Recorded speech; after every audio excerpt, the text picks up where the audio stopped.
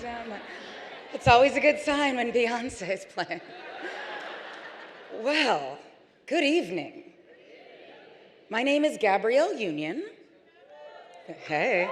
I'm 45 years old. I'm from Omaha, Nebraska. I'm helping to raise Black boys in an open carry, stand your ground state. And I've also become the person that asks for a nice Pinot Noir at hip hop clubs. I also have some pet peeves. Shall we discuss? Work-life balance. What the heck is that? And who exactly is this expected of? Because, see, I've watched my husband play many games, have a number of high-profile long-term brand partnerships, and do countless interviews. Never is he asked after a game about his work-life balance. You know,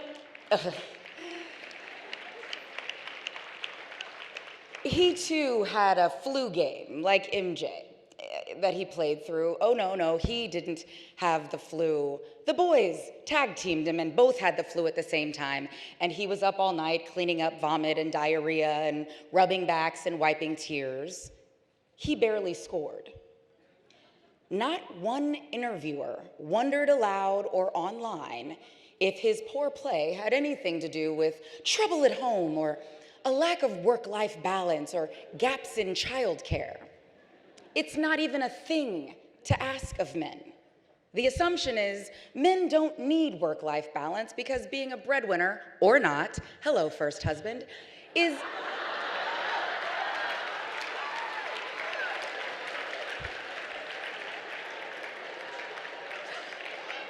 well, we think that's enough. And anything else makes you an A+ student, right? Changed a diaper, he's super dad. Meanwhile, Serena Williams damn near dies during childbirth. Feel free to Google medical care discrepancies between people of color and white folks of any socioeconomic group. But she's one of the best athletes our world has ever seen. And she's asked if she's ever felt intimidated by Maria Sharapova's shoulders. Yes, Serena, have you ever felt intimidated by a woman's shoulders you've beaten 19 out of 22 times?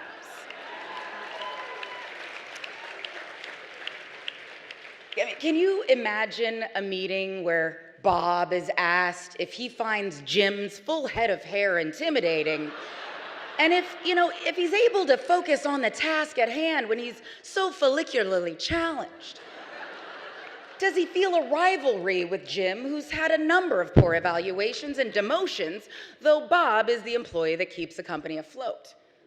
Will there be a cat fight? I'd like to know. Oh, right, cats can be male. Right, wait for it. There we go. Speaking of my husband, he was also an unwed teen, and he found himself soon to be a father, right? No one told him his life was over. No one told him he had to choose between being a father and being a student athlete. His school, a Catholic institution, gave him choices and help. He got married and moved into family housing where both him and his wife were full-time students, and they received help with childcare and necessities every family needs. Dream not deferred. But we know this is not the same journey for most poor teen mothers who desperately need the services many in this town right now are trying to cut.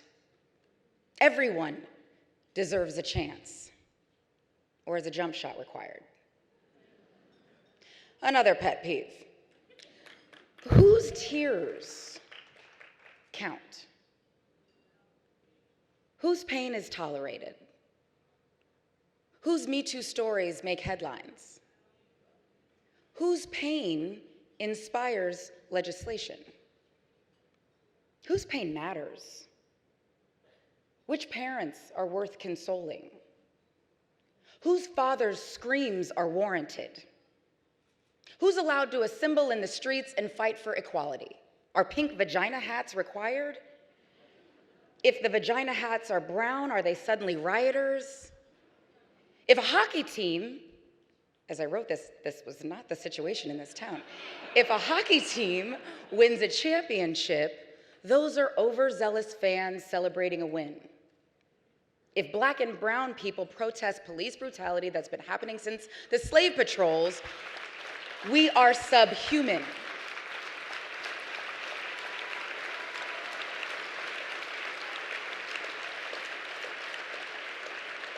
If y'all win, please don't act a fool.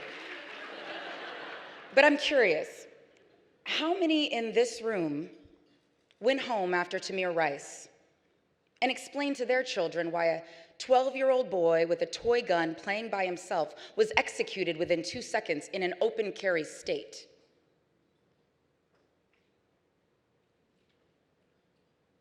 How many of us live in safe neighborhoods that are also devoid of any real diversity?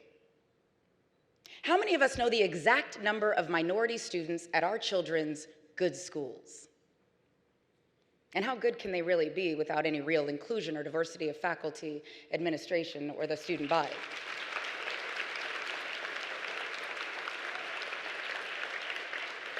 Had to check myself on that one. So this pilot season, right, I was told that all the networks, they are hungry for female empowerment programming and diverse leads. I was like, bet. So I created that. I created just that.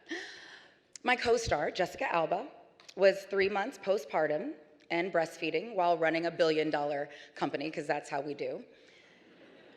And we made time in the schedule so she could feed her child. Novel concept. And magically, the world didn't end. And we made our budget, which was actually over 2 times that of my hit movie Breaking In, where I made $65,000. Let that sink in for a second. Jessica and I leaned in, and we listened, and we acted. We didn't pay lip service to equality and improving better work conditions, but we actively worked to make, but while act, you know, like there's a lot of people who will pay a lot of lip service to doing the right thing while actively working to maintain the status quo. We wanted different, so we did different. And when we were rejected by those same networks that promised to want female-led shows and diversity, we kept fighting to be seen, and we found a home. And we all in this room have pet peeves, and a million more. What are we really doing about improving the workplace? Because we all bring all of our experiences and our opinions and our decisions to work with us. And we're asking ourselves, us in this room, we all think of ourselves as being part of the solution, right? We're not the problem. But are we really asking ourselves the tough questions and doing the internal work necessary to ensure safe, productive, inclusive, happy, equitable workplaces? I know I have a lot of work to do to turn those pet peeves into action. I'm asking for help.